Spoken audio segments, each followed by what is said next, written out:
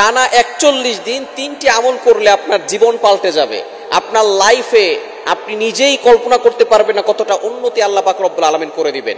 যদি আপনি আল্লাহকে সন্তুষ্ট করতে পারেন, দুনিয়ার আর কিচ্ছু লাগবে না। আল্লাহ তাআলা আপনাকে দুনিয়াতেও সফলতা দান করবেন, আখিরাতেও জান্নাতের ব্যবস্থা করবেন। আল্লাহ তাআলা নিজে বলছেন হাদিসে কুদসির ভিতরে, মাল্লাহুল মাওলা ফালাহুল কুল।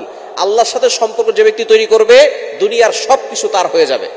আমরা দুনিয়ার পিছনে ছুটতেছি, দুনিয়ার পিছনে না ছুটে আল্লাহর পিছনে ছুটেন, দেখবেন আল্লাহ তাআলা এই দুনিয়া আপনার পিছনে করে দিবেন, দুনিয়া আপনার পিছনে দৌড়াতে থাকবে।